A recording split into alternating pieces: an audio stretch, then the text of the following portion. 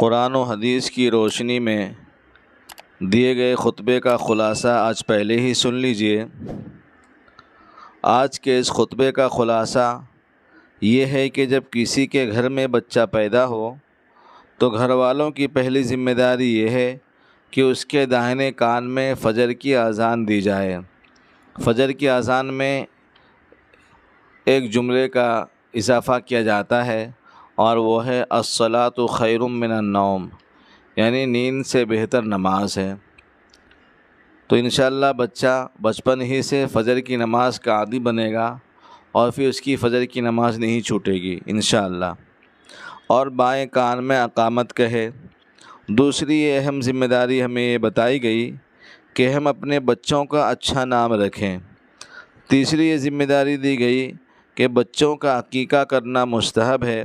اگر وسعت ہو اور گنجائش ہو تو لڑکے کی طرف سے 2 بکرے اور لڑکی کی طرف سے 1 بکرا ذبح کرنا چاہیے، اور اگر گنجائش نہ ہو تو لڑکے کی طرف سے بھی 1 بکرا قربانی کا کافی ہے۔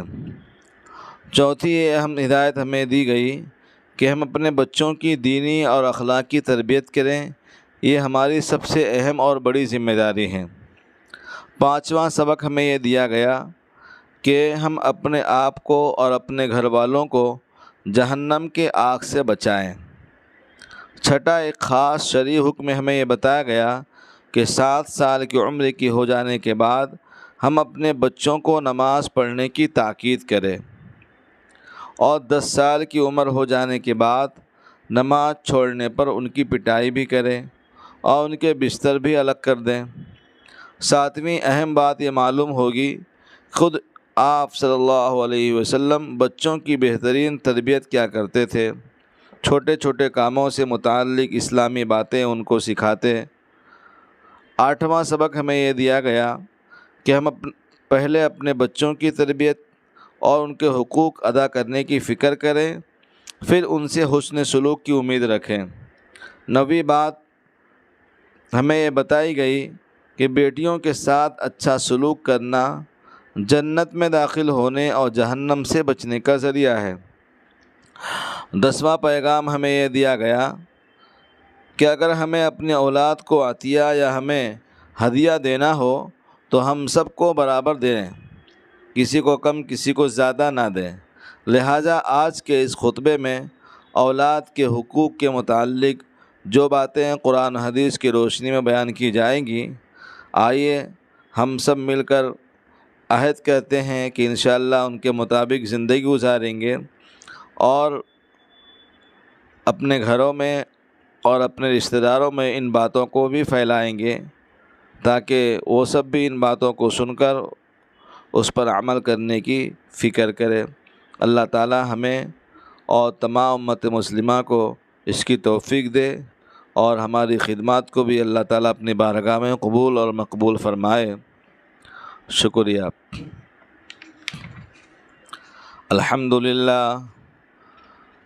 الحمدللہ رب العالمین، حمدا یلیق بجلالہ وکمالہ، حمدا کما ینبغی لجلال وجہہ وعظیم سلطانہ، والصلاة والسلام علی اکمل خلقہ وافضل رسلہ وعلی آلہ وصحبہ اجمعین، اما بعد۔ میرے محترم بزرگوں اور دوستوں،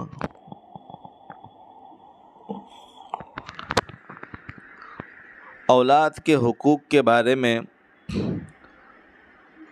اکثر ہم سے کوتاہی ہو جاتی ہے۔ اسلام نے ہر انسان پر یہ ذمہ داری ڈالی ہے کہ وہ اپنی اصلاح کے ساتھ ساتھ اپنے ماتحتوں اور گھر والوں کی بھی اصلاح کی فکر کرے۔ ان میں سب سے زیادہ حق اولاد کا ہے۔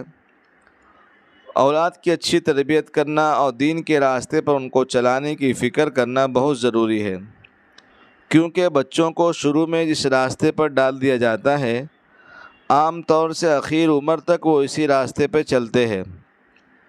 اسی لیے قرآن و حدیث کی روشنی میں جو تعلیم و تربیت پر بہت زور دیا گیا، اس کی ذمہ داری والدین پر ڈالی گئی ہے۔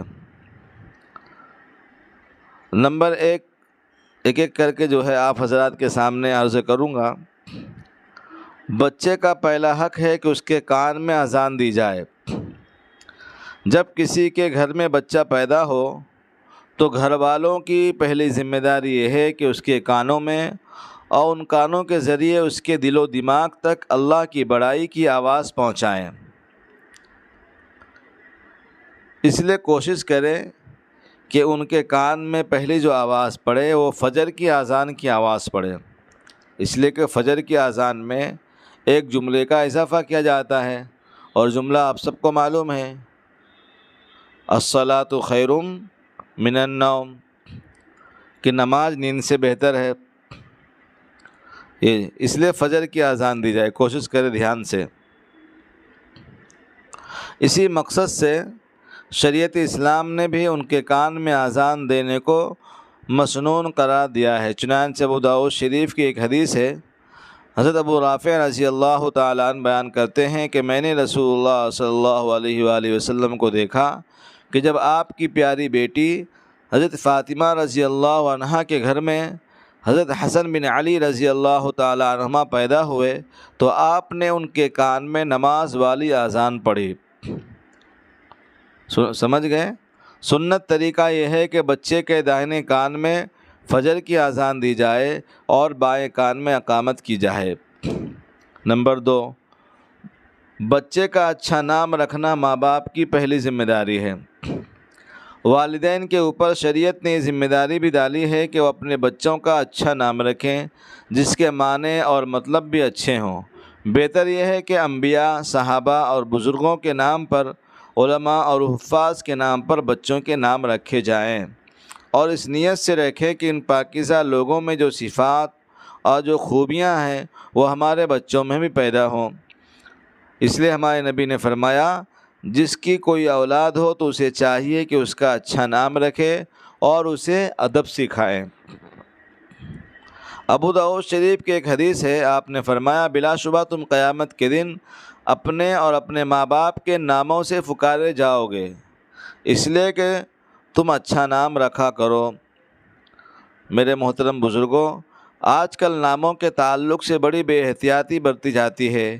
اکثر لوگوں میں نئے نئے نام رکھنے کا رواج جو عام پڑ چکا ہے، اب بعض مرتبہ تو بے معنی نام رکھ لیتے ہیں، اور کبھی ایسے نام رکھ لے جاتے ہیں کہ جس کے معنی صحیح نہیں ہوتے۔ اس لیے اس طرف بھی فکر کرنے کی ضرورت ہے۔ نمبر 3، عقیقہ کرنا مستحب ہے۔ بچے کی پیدائش کے بعد 7ویں دن عقیقہ کرنا مستحب ہے۔ عقیقہ میں صرف 2 کام ہوتے ہیں، ایک بچے کا سر منڈانا، دوسرا اس کی طرف سے جانور کو ذبح کرنا، اور اگر وسعت اور گنجائش ہے تو لڑکے کی طرف سے 2 بکرے اور لڑکی کی طرف سے 1 بکرا ذبح کرنا چاہیے۔ حضرت ام کرز رضی اللہ تعالیٰ عنہ بیان فرماتی ہیں کہ حضور نے عقیقہ کے بارے میں فرمایا، لڑکے کی طرف سے 2 بکریاں اور لڑکی کی طرف سے 1 بکری، اور اس میں کوئی حرج نہیں کہ عقیقہ کے جانور نر ہو یا مادہ، یعنی بکری بھی کر سکتے، بکرا بھی کر سکتے، کچھ ضروری نہیں ہے کہ ہم بکرا ہی کریں بکری نہ کریں، کوئی بھی کر سکتے ہیں۔ اور اگر گنجائش نہ ہو تو لڑکے کی طرف سے 1 بھی بکرا کافی ہے۔ چنانچہ حضرت عبداللہ بن عباس رضی اللہ عنہما کہتے ہیں کہ رسول اللہ صلی اللہ علیہ وسلم نے اپنے نواسے حسن حسین رضی اللہ عنہما کا عقیقہ کیا اور 1 مینڈا ذبح کیا۔ نمبر 4، بچوں کی دینی اور اخلاقی تربیت کرنا ماں باپ کی سب سے پہلی ذمہ داری ہے۔ محترم بزرگوں، دوستو، اسلام نے ماں باپ کے اوپر بچوں کے تعلق سے جو ذمہ داریاں ڈالی ہیں، ان میں سب سے بڑی ذمہ داری ان کی تربیت ہے۔ یہ بہت اہم ذمہ داری ہے، جس میں ذرا سی غفلت بچے کے مستقبل کے لیے بڑا خطرناک ہو سکتا ہے۔ اس لیے اس سلسلے میں خاص توجہ اور فکر کی ضرورت ہے۔ حضرت عبداللہ بن عباس رضی اللہ عنہما کہتے ہیں کہ حضور نے صحابہ کرام سے پوچھا، یا رسول اللہ، یہ تو ہمیں معلوم ہے کہ اولاد کے اوپر باپ کے کیا حقوق ہیں، مگر خود باپ پر اولاد کے کیا حقوق ہیں؟ تو آپ نے فرمایا، ان پر حق یہ ہے کہ بچے کا اچھا نام رکھے اور ان کی اچھی تربیت کرے۔ اچھی تربیت سے مراد یہ ہے کہ بغیر آپ دینی تعلیم، اسلامی تعلیم، قرآن و حدیث کی تعلیم فقہ و سنت کی تعلیم کے بنا آپ بچوں کی تربیت نہ کر سکتے ہیں، نہ کبھی ہوگی۔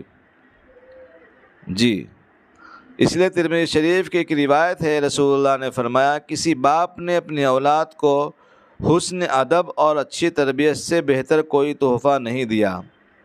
یعنی آپ اگر اچھی تربیت اور اچھے ادب سکھا دیے، ڈسپلن، رسپیکٹ کرنا، عزت کرنا بڑوں کی، چھوٹوں کی، علماء دین کی، اپنے امام اور تمام مساجد اور مدارس میں ان میں کام کرنے والوں کی، تو آپ سمجھ لیں کہ آپ بچوں کو اچھی تربیت دے چکے ہیں۔ ابن ماجہ کی ایک حدیث ہے، حضرت انس رضی اللہ تعالیٰ عنہ فرماتے ہیں رسول اللہ نے فرمایا اپنے اولاد کا اکرام کرو، یعنی ان کو امانت سمجھ کر ان کی قدر کرو اور ان کو بوجھ نہ سمجھو اور ان کو اچھا ادب سکھاؤ۔ نمبر 5، اپنے اولاد کو جہنم کی آگ سے بھی بچاؤ۔ ماں باپ کی یہ بھی ذمہ داری ہے کہ بچوں کو اسلامی اخلاق اور عادات سکھائیں، ان کے عقائد اور خیالات کو درست کریں، ان کو اسلامی احکام کے مطابق زندگی گزارنے کی ترغیب دیں، ان کے اندر آخرت کی فکر پیدا کریں تاکہ وہ قیامت کے دن میں اللہ کی پکڑ اور جہنم کے عذاب سے بچ جائیں۔ قرآن کریم کی سورہ تحریم میں اللہ تعالیٰ فرماتے ہیں تم اپنے آپ کو اور اپنے گھر والوں کو جہنم کی آگ سے بچاؤ جس کا ایندھن انسان اور پتھر ہوں گے۔ اس سلسلے میں حضرت علی رضی اللہ تعالیٰ فرماتے ہیں اپنے گھر والوں کو جہنم کی آگ سے بچانے کا مطلب یہ ہے کہ ان کی تربیت کرو اور ان کو اچھی تعلیم دو۔ اچھی تعلیم دینی تعلیم ہے، اسلامی تعلیم ہے، قرآن و حدیث کی تعلیم ہے، چاہے اس میں کتنا بھی آپ کا جان، آپ کا مال، آپ کا وقت خرچہ ہو، بے دریغ بلا جھجک خرچ کریں۔ آج زمانہ الٹا ہو گیا ہے محترم بزرگوں، دوستوں، ہم الٹے چیزوں میں بے دریغ خرچ کر رہے ہیں اور صحیح چیزوں میں کنجوسی، اور کوئی خرچے بھی کر رہے ہیں تو کنجوسی کے ساتھ کر رہے ہیں۔ جی، اس پر ذرا توجہ کی ضرورت ہے آپ حضرات کو۔ نمبر 6، بچوں کو نماز پڑھنے کی تاکید کرو اور 10 سال کی عمر میں ان کے بستر الگ کر دو۔ قرآن کریم کی سورہ طٰہٰ میں اللہ تعالیٰ ارشاد فرماتے ہیں اور اپنے گھر والوں کو نماز کا حکم دو اور خود بھی اس پر ثابت قدم رہو۔ حضور نے فرمایا جب تمہاری اولاد 7 سال کی عمر کو پہنچ جائیں تو ان کو نماز پڑھنے کا حکم دو، اور وہ 10 سال کی عمر کو پہنچ جائیں تو انہیں نماز چھوڑنے پر مارو اور ان کے بستر کو الگ کر دو۔ اس حدیث سے معلوم یہ ہوا سامعین کہ اپنے اولاد کو نماز کے لیے 2-4 مرتبہ کہہ دینا کافی نہیں ہوگا، بلکہ ان میں دینی مزاج پیدا کرنے کی ہر ممکن کوشش کرنا ضروری ہوگا۔ اگر ان کی زندگی میں ذرا بھی بددینی دیکھیں تو جب تک انہیں بددینی سے نہ نکال لیں اس وقت تک چین سے نہ بیٹھیں۔ نمبر 7، رسول اللہ صلی اللہ علیہ وسلم بچوں کی بہترین تربیت کرتے تھے۔ خود رسول اللہ صلی اللہ علیہ وسلم کے پاس جو بچے رہتے تھے آپ ان کی بہت اچھی تربیت کیا کرتے تھے، ان کو اچھے اخلاق سکھاتے، ان کی چھوٹی موٹی باتوں پر نظر رکھتے اور جو بات بھی غلط نظر آتی ان کی اصلاح کیا کرتے تھے۔ چنانچہ حضرت عمر بن ابو سلمہ حضور کی پرورش میں تھے۔ ایک مرتبہ یہ آپ کے ساتھ کھانا کھا رہے تھے۔ اسلامی طریقہ یہ ہے کہ کھانا اپنے سامنے سے کھایا جائے، مگر یہ ادھر ادھر سے کھا رہے تھے۔ جب آپ نے ان کو دیکھا تو ٹوکا اور کہا اے لڑکے، اللہ کا نام لے کر کھاؤ، اپنے دائیں ہاتھ سے کھاؤ اور اپنے سامنے سے کھاؤ۔ حضرت عمر بن ابو سلمہ رضی اللہ عنہ کہتے ہیں کہ اس کے بعد سے میں اسی طریقے پر کھانا کھاتا رہا۔ میرے محترم بزرگوں، دوستو، بہت ہی فکر کرنے کی ضرورت ہے ہم سب کو۔ نمبر 8 میں یہ ہے کہ پہلے اپنے بچوں کی تربیت کرو، پھر ان سے حسن سلوک کی امید رکھو۔ ایک شخص نے حضرت عمر رضی اللہ تعالیٰ عنہ کے پاس آئے اور شکایت کی کہ میرا بیٹا میرے حقوق ادا نہیں کرتا۔ حضرت عمر رضی اللہ تعالیٰ عنہ نے ان کے بیٹے کو بلایا اور اس کو باپ کے حقوق ادا نہ کرنے پر تنبیہ کی تو اس لڑکے نے کہا اے امیر المومنین، کیا اولاد کا باپ کے اوپر کوئی حق نہیں ہے؟ حضرت عمر رضی اللہ تعالیٰ عنہ نے کہا ہاں بالکل ہے۔ اس لڑکے نے کہا وہ حقوق کیا ہیں؟ آپ نے کہا باپ پر اولاد کا حق یہ ہے کہ وہ ان کے لیے اچھی ماں کا انتخاب کرے، ان کا اچھا نام رکھے اور ان کو قرآن کی تعلیم دے۔ اس لڑکے نے کہا انہوں نے ان میں سے میرا ایک بھی حق ادا نہیں کیا۔ جہاں تک ماں کا سوال ہے تو انہوں نے ایک مجوسی کی حبشی باندی سے شادی کی ہے، پھر میرا نام بھی جول رکھا ہے اور مجھے قرآن کا ایک حرف بھی نہیں سکھایا۔ یہ سن کر حضرت عمر رضی اللہ تعالیٰ عنہ اس آدمی کی طرف سے متوجہ ہوئے اور کہا تم پہلے ان کے حقوق ادا نہ کرنے کے سلسلے میں اپنی بیٹی کی شکایت کرتے ہو، حالانکہ تم نے خود اس سے پہلے اس کا حق ادا نہیں کیا۔ اس کے برا سلوک کرنے سے پہلے تم نے خود اس کے ساتھ برا سلوک کیا ہے۔ محترم سامعین، توجہ کی ضرورت ہے۔ بیٹیوں کے ساتھ اچھا سلوک کرنا جنت میں داخل ہونے اور جہنم سے بچنے کا ذریعہ ہے۔ نمبر 9، حضور نے لڑکیوں کے ساتھ اچھا برتاؤ کرنے کی خاص تاکید کی ہے اور اس کی خصوصی فضیلتیں بیان فرمائی ہیں۔ بخاری شریف میں ہے کہ رسول اللہ نے فرمایا جس شخص پر اللہ تعالیٰ کی طرف سے ان بیٹیوں کی ذمہ داری ڈالی گئی ہے اور ان کے ساتھ اس نے اچھا سلوک کیا ہے وہ اس کے لیے جہنم سے بچاؤ کا ذریعہ بنیں گی۔ ایک حدیث میں ہمارے نبی نے ارشاد فرمایا جس شخص کے ہاں لڑکی پیدا ہو پھر اس کو کوئی تکلیف نہ پہنچائے، نہ اس کو کوئی ذلیل کرے اور نہ ہی اپنے لڑکے کو اس پر کوئی ترجیح دے، اس کے ساتھ ویسا ہی برتاؤ کرے جیسا کہ وہ لڑکوں کے ساتھ کرتا ہے، تو اللہ تعالیٰ اس کے اس حسن سلوک کی وجہ سے ان کو جنت میں داخل فرمائیں گے۔ نمبر 10، اپنی اولاد کو اگر کچھ دینا ہو تو سب کو برابر دو۔ اگر کوئی شخص اپنی زندگی میں اولاد میں سے کسی کو کچھ دینا چاہے تو لڑکے اور لڑکیوں کو برابر دینا ضروری ہے۔ بلا وجہ کمی زیادتی کرنا ناانصافی ہے۔ چنانچہ حضرت نعمان بن بشیر رضی اللہ عنہ کہتے ہیں کہ میرے والد نے مجھے کچھ تحفے میں دیے تو میری ماں نے والد سے کہا میں اس وقت راضی ہوں گی جب کہ آپ رسول اللہ صلی اللہ علیہ وسلم کو گواہ بنا لیں گے۔ میرے والد حضور کے پاس آئے اور کہا یا رسول اللہ میں نے اپنے بیٹے کو ایک تحفہ دیا ہے اور اس کی ماں نے کہا ہے کہ میں آپ کو اس پر گواہ بناؤں۔ آپ نے پوچھا کیا تم نے تمام بیٹیوں کو اتنا ہی تحفہ دیا ہے؟ انہوں نے کہا کہ نہیں۔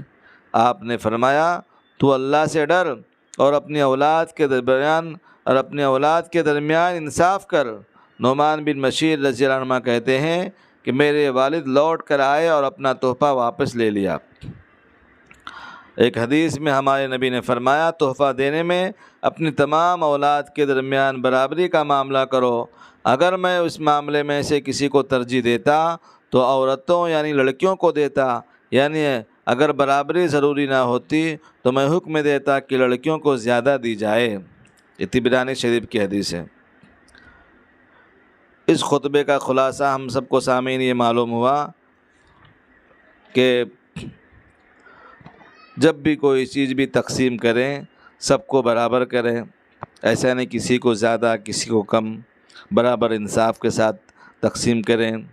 آئیے ہم سب مل کر اس بات پر عزم کرتے ہیں کہ انشاءاللہ ہم سب مل کر اس پر عمل بھی کریں گے اور ان باتوں کو امت کے ہر فرد تک عمل کرانے کی کوشش بھی کرائیں گے انشاءاللہ تعالی۔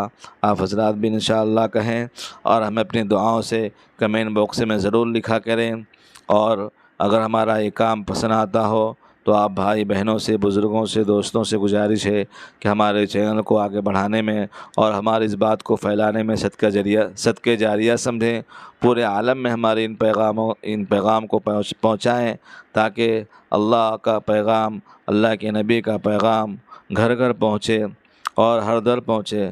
شکریہ۔ وآخر دعوانا ان الحمد للہ رب العالمین، والسلام علیکم ورحمۃ اللہ تعالی وبرکاتہ۔